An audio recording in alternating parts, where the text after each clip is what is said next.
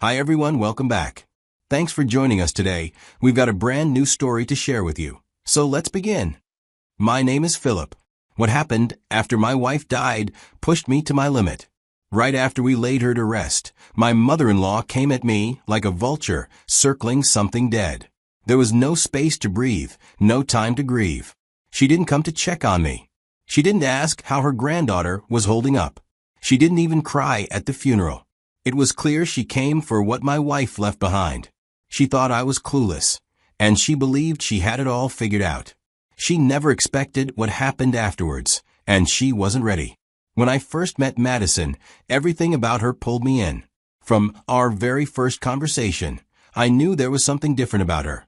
What really struck me, though, beyond how kind and smart she was her drive. Madison didn't just talk about big dreams, she chased them. At the time, she was still working in the corporate world, the kind of job most people cling to because of stability. But after we started dating, she said she was quitting because she had this idea for a business, and she believed in it enough to risk everything. Her kind of courage wasn't common. Now, that business didn't take off right away. There were months when nothing seemed to work, but she didn't give up. She would wake up early, go to sleep late, sometimes forget to eat, but never once complain. Most people would have burned out, but Madison almost seemed energized by the grind. I used to joke that she worked harder in 1 week than I did in a month. She just needed someone to believe in her. And I did. Watching her take that leap and struggle without bitterness made me respect her even more. It made me proud to be by her side. By the time we started having serious conversations about marriage, her business had already started picking up steam. She was making money and growing. Madison didn't need me to complete her. She chose me to walk beside her. And that meant everything to me. When I first started getting to know Madison on a deeper level, one thing stood out to me more and more: her family dynamics. That was complicated. She never really said much at first. Madison wasn't one to complain about her upbringing unless you asked directly, and even then, she'd brush it off with a smile like it didn't matter anymore. But I paid attention and listened between the lines. And over time, I came to understand a part of her that explained so much about why she was the way she was, why she worked so hard, why she never waited for approval, and why she never asked for help even when she clearly needed it. Madison had a younger sister, and from everything I saw and heard, that sister could do no wrong in their mother's eyes. It was obvious. Her mother lit up when the sister entered the room. But with Madison, it was different. Everything she did seemed to fall just short. If she got a promotion, her mother would ask why it took her so long. If she bought something nice for herself, it was a waste of money. Even when she tried to include her mother in her life, it was met with skepticism or backhanded remarks. It was like nothing she did was ever good enough. And you could see it in the way she tried harder, pushed more, stayed up later. It wasn't about proving the world wrong. It was about trying, just once, to hear her mother say, "I'm proud of you." I still remember the first time Madison took me to her family's house. I was nervous, but hopeful. I didn't expect a red carpet, but I thought I'd at least be met with polite curiosity. Instead, I got the sharp edges of a woman who, from the moment I walked in, sized me up like I wasn't worth her daughter's time. Her tone was cold, and her questions passive-aggressive. She corrected Madison in front of me. She questioned my job, even joked that she expected Madison to marry someone a bit more ambitious. I wasn't offended, honestly. I'd dealt with difficult people before. But what stung was watching Madison shrink into herself while it was happening, trying to laugh it off, trying not to let it show how much it hurt. Her mother was the kind of person who needed control to feel powerful. You could see it in the way she interrupted, in the way she dominated every conversation, and in how she never allowed vulnerability, just criticism disguised as concern. That visit told me everything I needed to know, not just about her mother, but about what Madison had endured most of her life. Her father, on the other hand, was a quiet man who was polite and observant. He seemed to be the type who kept peace by keeping quiet. He didn't say much, but when he did, it was always measured. I don't think he ever disagreed with his wife out loud, but I got the feeling he didn't always agree with her behind closed doors either. He gave off the impression of someone who had long accepted his role as the background voice in the household. Still, none of that really fazed me. I wasn't marrying a family. I was marrying a woman I respected, admired, and loved with everything I had. I saw the emotional scars, but I also saw the strength that came from them. Madison didn't let her past define her. She used it to shape her. And at the time, I believed that as long as we built our own life together, the shadows of that household couldn't follow us. I didn't realize then that some people don't stay in the shadows. They wait. They watch. And when the right moment comes, they show their true colors. After Madison and I got married, I had braced myself for the usual bumps most marriages face. Arguments over little things, different opinions clashing, the stress of figuring out how to live together as one truly. I won't lie, I expected some of that, especially since I grew up hearing how complicated married life could be. But with Madison, things were different. She surprised me, not because she never had an opinion, but because of how willing she was to talk, to listen, to find common ground. We didn't sweep things under the rug. We sat down and talked, even if the conversation was uncomfortable. We planned everything together, and all of it felt like we were rowing in the same direction. 2 years into our marriage, we had our daughter. And let me tell you, something shifted in Madison the moment she held that little girl in her arms. It was like watching a missing piece snap into place. Madison loved our daughter in a way I can't fully describe. It wasn't just motherly affection. It was like she was pouring every ounce of a love she never got from her own mother into this child. I knew, without her saying a word, that she was healing herself through that love. As for me, I adored both of them. Just walking through the front door after the day's job and hearing my daughter's laugh or seeing Madison was my fuel and my peace. Over the course of 19 years, we built something solid, both emotionally and financially. I stayed in corporate and worked my way up. Madison's business, on the other hand, took off in ways even she didn't expect. She was smart with her decisions and relentless with her effort. Eventually, her income not only matched mine, but surpassed it. We invested wisely, saved aggressively, and never tried to live beyond our means. We didn't just survive, we thrived. And yet, even with all her success, Madison never fully turned her back on her mother. That always struck me. Despite how cold and dismissive her mother could be, Madison still found a way to help her out, paying for things here and there, sending her money when she needed it. Her mother rarely said thank you, and when she did, it sounded more like an obligation than gratitude. But Madison did it anyway, not for approval, but because it was who she was. That quiet generosity, even in the face of rejection, said more about her strength than any loud declaration ever could. Things didn't stay this way forever. A few weeks after our daughter had gone off to college, the house was quieter, and we were adjusting to a new rhythm. Then Madison got sick. She complained of bloating, discomfort, and fatigue. She had always brushed off symptoms like this as stress, or maybe her hormones being off for the longest.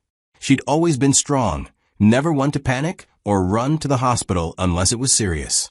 So I had trusted her judgment, but this time it got worse. She started losing weight even though she was eating normally. There were days when she couldn't stand for long without holding onto something. I'd come home and see her lying on the couch with a tight smile on her face like she was trying to hide how uncomfortable she really was. But I could see it in her eyes. Something wasn't right. After enough pushing, she finally agreed to go in for a proper medical checkup. That's when the doctors found out she had ovarian cancer, which is at stage 4. I won't pretend I took it well. I was confused and scared. Madison tried to stay composed, but even she broke down when they started explaining how long it had likely gone undetected. The symptoms had been there. She just didn't know what they meant. She thought it was age, stress, or overwork. But it was cancer, and it had already spread. The doctors recommended immediate action. She needed surgery, first to remove as much of the tumor as possible, then multiple rounds of chemotherapy after that. That was the beginning of a long, painful road. We spent most of that year in and out of hospitals. She had surgeries, lost her hair, and was hooked up to IVs more days than I could count. I still had to show up to my job, But every day, I'd rush to the hospital afterward, sometimes spending the night in that tiny chair beside her bed. Our daughter came home when she could, which helped Madison emotionally, and my wife's father came around a lot, too. He was quiet, but dependable, never missed a weekend. A few other relatives trickled in here and there, offering help. But her mother and sister came just once. She showed up, sat at the edge of the bed like she was visiting a stranger, and left within an hour. No follow-up, no calls, no checking in. Madison never said much about it, but I saw what it did to her. After months of fighting, the treatment started to work. Slowly and painfully, Madison regained strength. Her appetite returned. Her blood counts improved. The scans showed progress. Watching her get back on her feet was like watching the sunrise after months of endless night. She was coming back to life. And when she felt strong enough, she went straight back to her business. That alone tells you the kind of woman she was. That recovery felt like a miracle. We knew the journey wasn't over, but for that moment, we were breathing again. It felt like God had given us back what we thought we were going to lose. A little over a year after we thought she had beaten cancer, it came back with no warning this time, and no slow build-up. The cough lingered too long, and her complaining about how tired she felt after doing something simple became constant. I tried not to panic, but the fear crept in before the diagnosis did. And when the results came back, it was exactly what we prayed we wouldn't hear again. The cancer had returned. She was hospitalized almost immediately. Everything got worse at a speed that made my head spin. Within months, she could barely walk without someone holding her up. The fatigue was brutal. She'd sleep for hours and still wake up looking like she hadn't closed her eyes in days. Pain became part of her daily life, and some nights I could hear her crying softly beside me, trying not to wake me. But I never slept. I heard every sound. Our daughter, bless her heart, came home as often as she could. She'd bring little things like flowers, her mom's favorite scented lotion, or old photos to make her smile. But she had school, and we both insisted she stay on track. So most days, it was just me and her. And I was okay with that. I became everything: the cook, the nurse, the driver, the cleaner, the listener, the one holding her hand when the medication made her dizzy or when she'd cry from frustration. Then one night, while I was helping her settle back into bed, she told me to take over the business. She said, "It's doing better than your job. We both know that. Don't let it fall apart now. Just do what I would do." I was scared. That business was her baby.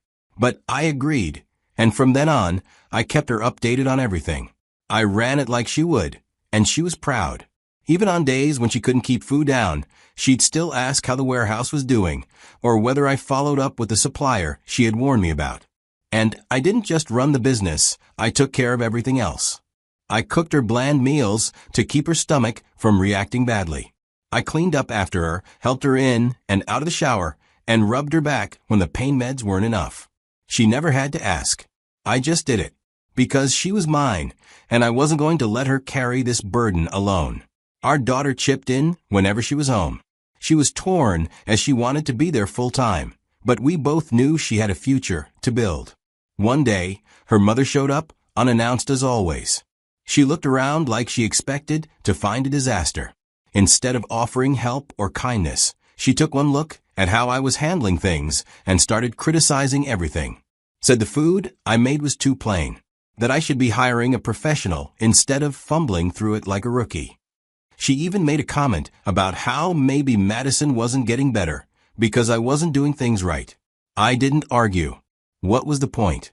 That woman had made up her mind about me before the day I married her daughter. And deep down, I think she was looking for an excuse to blame me for anything that didn't go her way. But I didn't let it get to me. I focused on what mattered, making my wife feel loved, seen, safe. I stayed because I loved her. And until her very last breath, that love never wavered. She passed in her sleep quietly. I was right there, beside her. I had been for days. Watching her fade wasn't new anymore, but nothing, and I mean nothing, prepares you for the moment when the person you love most in the world just stops breathing. I don't know how long I stayed there holding her hand. I think I was hoping that maybe, if I held her tightly enough, I could keep some part of her here. But the truth was final. It wasn't just her life that ended in that room. It was our life, the plans we had, the routine, and the comfort of knowing she was always just a room away. All gone. I called our daughter first. I barely managed the words. She dropped everything. When she got home later that day, she didn't say much. She just walked in, hugged me, and we cried. The funeral came a few days later. That whole week was a blur, people coming in and out of the house, casseroles we didn't touch, polite condolences that felt too shallow for what we were feeling. The service itself was beautiful in its own way, but I barely remember it. My mind was somewhere else. It was at the graveside that her mother finally cornered me while I was holding my daughter. Not to comfort us, but to ask about my wife's things. Did she have insurance? Where are her savings kept? What about her jewelry? Those were her exact words. I just stared at her, without a word leaving my mouth. Because what do you even say to something like that? I wasn't about to turn a funeral into a screaming match. She waited for a response, didn't get one, and that's when she leaned in slightly and said, "I'll fight you for everything." Then she turned and walked away. A week after Madison passed, the lawyer called me and our daughter to schedule the reading of her will. It felt too soon, honestly. But before we met with the lawyer, I asked him to call Madison's mother too. I figured she deserved to hear whatever was in the will directly, even if deep down, I wasn't sure what to expect from her. At that point, I had no idea what Madison had written in the will. We'd never talked about it in detail, maybe because part of me didn't want to accept that we needed to. But I should have known she'd think ahead. She always did, especially when it came to protecting the people she loved. When her mother arrived at the house, she just strolled in like someone who was about to take possession of something. I remember her eyes scanning the living room. It was like she'd been told to come and collect. The lawyer didn't waste time. He opened the file, took a deep breath, and explained that Madison had updated her just weeks before she died. He said it was done in full awareness, in the presence of all the legal witnesses necessary to validate the document. She had gone out of her way to make sure there would be no loopholes or confusion. The lawyer read that Madison had named me, and only me, as the sole beneficiary of everything she owned. Her business, her shares, her savings, her jewelry, even the house. There wasn't a single line in the will that included her mother. And then the lawyer pulled out a handwritten note she'd added. Just one sentence. "I know what mom is like. Protect yourself." Those words hit me hard because she knew. It was like she saw this coming. She didn't want her mother twisting anything once she was gone. Across the room, her mother sat completely still. At first, she didn't say a word. Her eyes darted from the lawyer's face to the will in his hands, then to me, and back again. Then, when she finally opened her mouth, it was to accuse. She said Madison couldn't have known what she was doing, that she must have been medicated, that I manipulated her, that I pressured her into cutting her family out. Then she looked at me and called me greedy and selfish, said she would fight me everywhere, and that this wasn't over. But what she didn't understand or accept was that I didn't even know what was in that will until the lawyer read it out loud. And even if I had, there was no way I could have influenced Madison. That woman was stubborn as hell when she made up her mind. If she decided to leave everything to me, it wasn't because she was tricked. It was because she trusted me. When my mother-in-law said she would fight me for everything, I didn't think she meant it quite so literally. But she did. Just a few weeks later, Madison's mother followed through on her threat and dragged me to court. She claimed the will wasn't valid. She told anyone who would listen that I had manipulated Madison, that I took advantage of her while she was sick and vulnerable. In her words to the court, I was too smart and sneaky to be trusted. The legal battle went on for months. She tried every trick she could think of. She tried to gaslight me, talking like I didn't really know what Madison would have wanted. She tried to twist the story, painting me as some greedy man who was only with Madison for the money. But what she didn't know was that I had come prepared. I had copies of the emails Madison had sent to her lawyer. In her own words, she laid out exactly what she wanted and why. I had audio recordings where she spoke about her decisions. She said, "I want my husband to have everything. He's the one who stood by me. He's the one I trust." I had signed letters. I had medical evaluations, signed by professionals, proving that Madison was in her right mind when she updated the will. Everything was done legally. So when her mother claimed in court that Madison was too sick to know what she was doing, the evidence said otherwise. She embarrassed herself in that courtroom, and the judge saw through all of it. He asked her a simple question. "Where were you when your daughter was fighting for her life?" She didn't have an answer. He scolded her, firmly. Then he dismissed the case. After that ruling, she vanished. That was the last time I ever saw her. Maybe she finally realized that this wasn't some fight she could win. Not with manipulation, not with lies, and definitely not by bullying the one person her daughter trusted most. With all that behind me, I turned my focus to what mattered. My daughter. She was close to graduating from college, and I knew she needed me to be steady. I was determined to make sure she didn't lose both parents, even if one of them was now only with us in memory. Everything Madison had built, I protected and cherished it because it was hers. She trusted me to stand my ground. And I did. Thank you for watching.